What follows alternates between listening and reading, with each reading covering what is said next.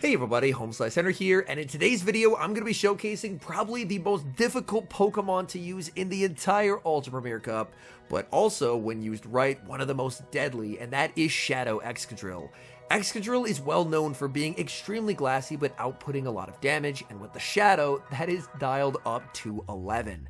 I paired it with my newly built level 50 Mandibuzz to give some bulk to the team, and Shadow Ampharos on the save switch, and did not go negative across 3 sets.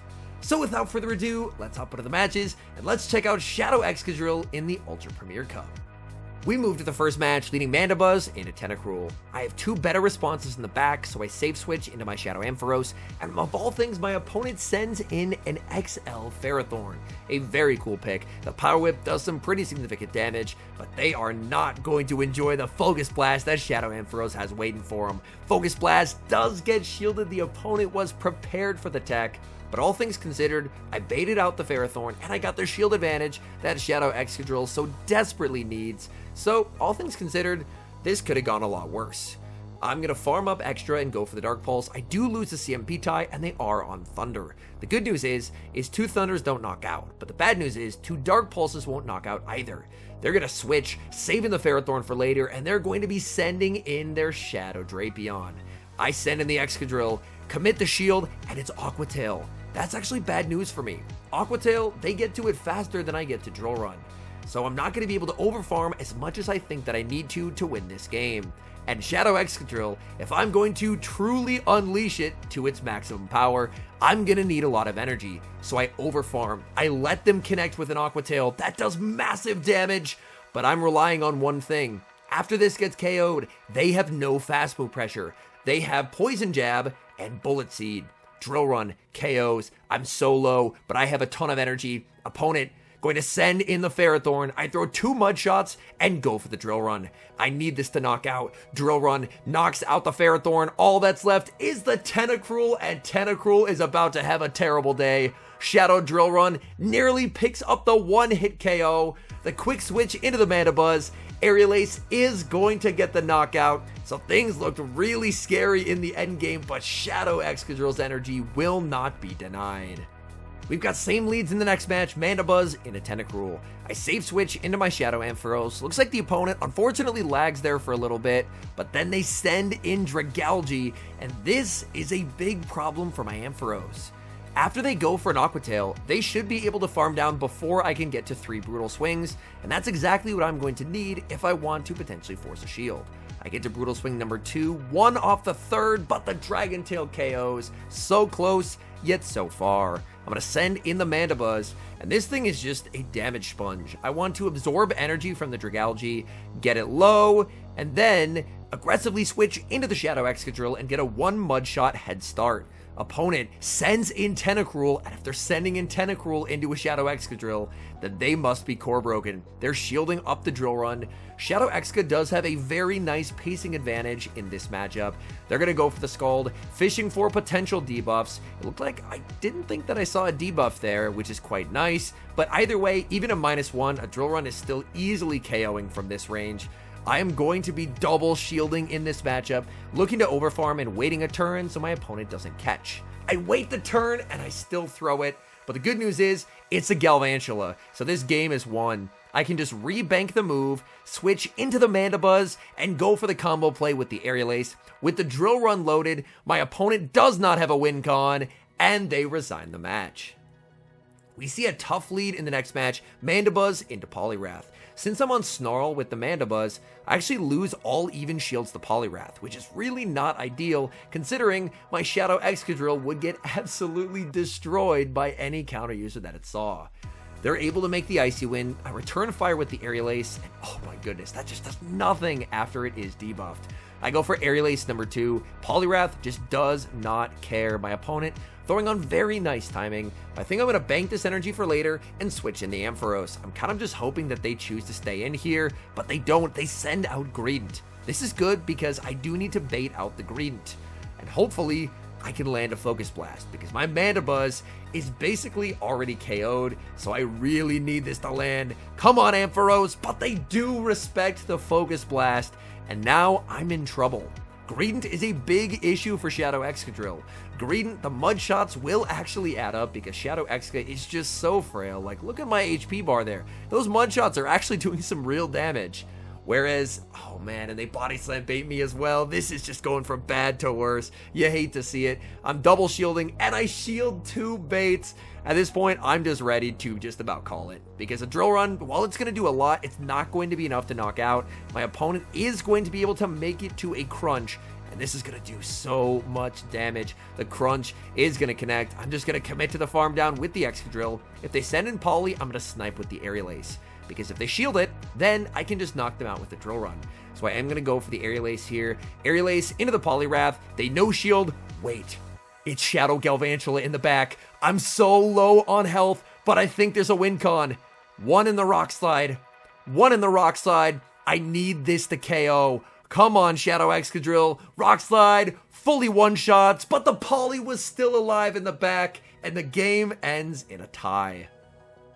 We see the Dream lead in the next match, Mandibuzz into Trevenant. Opponent save switches into Shadow for Alligator, and I'm going to respond with my Shadow Ampharos.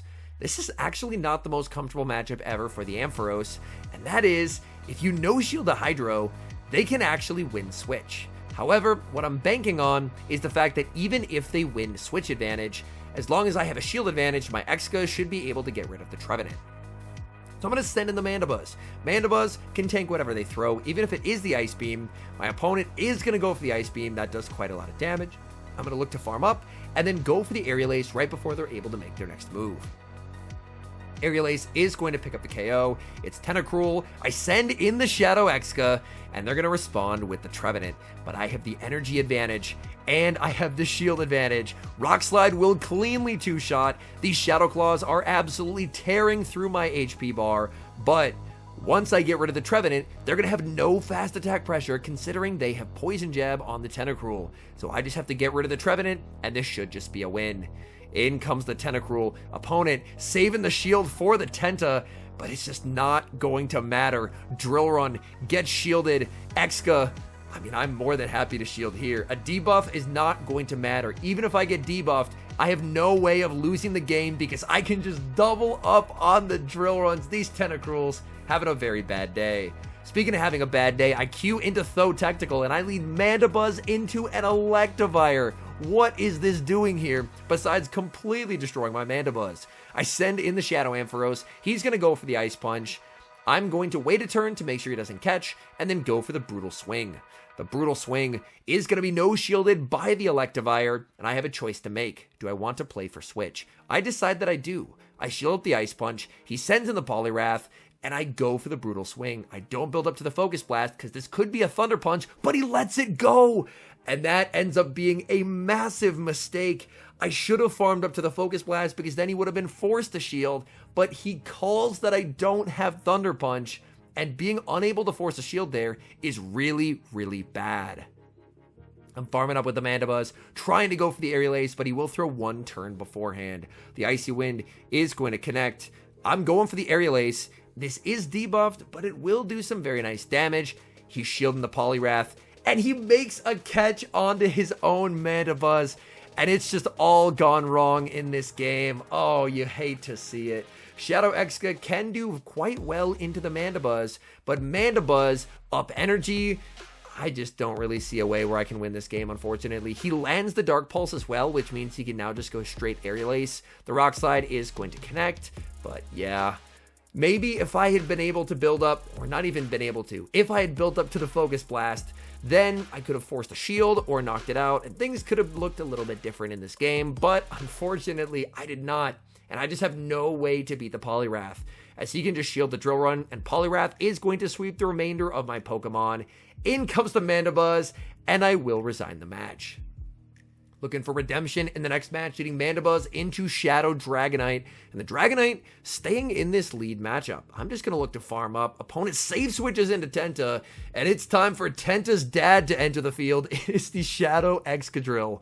Drill Run does not KO here in the zeros, but that's actually better because I can shield, Mud Shot down, and leave with a charge attack to threaten whatever my opponent decides to send in. And if they send in the Dragonite, guess who's winning charge attack priority? It's not the Dragonite. I'm firing off this Rock Slide into the Dragonite. Dragonite is going to commit the shield. They need to throw before I make the next Rock Slide. I'm not expecting them to bait, but I do actually want to preserve the Exca. It seems like they're just triple weak to Exca, so I may as well shield it. I go for the Rock Slide, they shield, I throw one, I switch into the Mandibuzz, and I get the catch and the CMP tie. So we get the CMP sack swap on the superpower. I now get to fire this Dark Pulse into the -2 Dragonite, nearly picking up the one-hit KO. In the back is Lantern, which is bad news for the Mandibuzz, but with a full health Shadow Ampharos at my disposal, this game is over. And even better, the Lantern is letting me get to a lot of Dark Pulses. They're understanding that if they have a Surf loaded exiting this matchup, then I can't send in the Exca, but I never had to. Surf is going to knock out the Mandibuzz, but I can just send in the Shadow Ampharos, and my opponent gives me a free Volt Switch, but whether they did or didn't, the game is already long over, as 2 Surfs do not knock out the Shadow Ampharos. So I can tank 1, go for the Brutal Swing, knock out the Lantern, and there's just 1 HP left of Dragonite to farm down. We see a very tough lead in the next match. Mandibuzz into Weezing. I'm going to save switch into Shadow Ampharos. My opponent responds with a Shadow Swampert. I'm going to build up and bluff a potential Trailblaze, as Trailblaze would be a big problem for the opponent. They are going to commit a shield, and they actually let me make another Brutal Swing. They could have thrown to deny this energy, but instead they let me land a Brutal Swing, and that's quite nice, as now this is in a range where one move from Mandibuzz is going to be able to knock out. So I baited out the Swampert, I got shield advantage, and now hopefully Exca can do quite well in the back. In comes the Mandibuzz. My opponent, looks like there was a little bit of lag there, but they end up throwing on 5, so I do end up getting the Snarl. Ooh, I could have just undertapped the Aerial Ace there and picked up the KO, but I tried to go for good timing, and I take extra damage because of it. That's really not ideal. This Aerial Ace is going to be able to knock out, and when they send in the Weezing, I'm going to look to send in the Excadrill. In comes the Weezing. I send in the Exca. Oh, I don't throw the Drill Run as soon as I got it. I could have desynced switch timers by going for the Drill Run right away. I end up shielding a Brutal Swing bait, which is absolutely awful. And in the back is Shadow Gator. But look at the damage. I go for the Drill Run, and it's charge attack priority. But then I'm suddenly realizing, I think if I didn't click my move there, and instead, if I go for the farm down, I think I could have farmed this down, because I fall just short of the farm down. I fall 1 mud shot short, which means that unfortunately, if I had just... man, as I'm able to get the catch, but it's just not going to matter. But unfortunately, if I didn't throw my move, and if I instead got the mud shot through as they fired off the Hydro Cannon, I could have farmed down and then left with energy. And maybe this could have been a different game, but unfortunately, it's just not to be, where my Mandibuzz will be able to fire off the Aerial Ace, but my opponent has sufficiently doubled up on the Brutal Swings. So Brutal Swing is going to KO. I can send in the Exca, and they actually overfarm to go for the Overheat. So a little bit of bad manners there from the opponent. Fair play to them. I probably could have top lefted before it, but I was just holding out hope. But unfortunately, no win cons emerged. Tough lead in the final match. Mandibuzz into Purified Galvantula. The Shadow Ampharos save switch goes unanswered as the opponent chooses to stay in the matchup and go for the lunge. And then they continue to not switch out, so I'm going to wait a turn to make sure they don't catch and fire off the Brutal Swing. The Brutal Swing is going to be shielded. My opponent doesn't go for the CMP tie, which was a massive surprise to me, as Galv wins CMP and could have potentially forced a shield, but instead they're going for the incredibly aggressive double shield and farm down play. They have a ton of energy, and even though Mandibuzz gets hit for super effective damage here, I'm going to send in the Mandibuzz. I want to use Mandibuzz to be the giant flying meat shield that it is, and then hopefully sweep with 2 shield Shadow Excadrill. I have the Dark Pulse, so I undertap it, but my opponent will not let me play that safely, as they end up making a very nice catch onto the Shadow Drapion. I send in the Shadow Excadrill, and now I'm going to look to shield and overfarm. They go for the crunch, so I will be able to overfarm and go for the Drill Run when they make their next crunch. And this will very, very easily KO. That is massive overkill onto the Drapion. And I have a charge attack loaded, so it's very awkward for them to send in the Galv. They send in Gator. I have back-to-back moves. I can just go for the drill run here on charge attack priority, and the game is very much over, as all I have to do is shield the Hydro Cannon. My opponent no longer has a way to win the match, as I can just double up, and they resign the match. All in all, I had massive amounts of fun getting to try out Shadow Excadrill. While it was very, very powerful in a lot of games, I do want to reiterate just how difficult of a Pokemon this is to use. I think this is probably arguably the most difficult Pokemon to use in the entire meta. It can output a massive amount of damage, but requires perfect counting, constant overfarming, and the forcing of CMP ties, constantly maximizing as much energy as you possibly can in order to help a Pokemon that's this glassy flourish.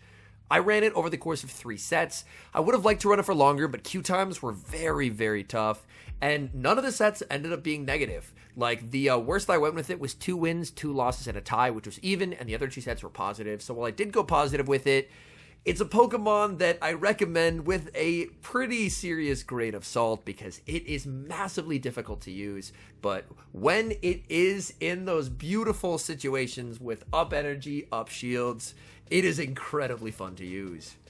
Anyways, thank you guys so much for watching. If you're enjoying the content, make sure to leave a like and subscribe to the channel if you haven't. And a special thank you as always to our members here on YouTube. The support you guys provide is sincerely appreciated. So thank you guys oh so very much. And until next time, I've been HomeSliceHenry.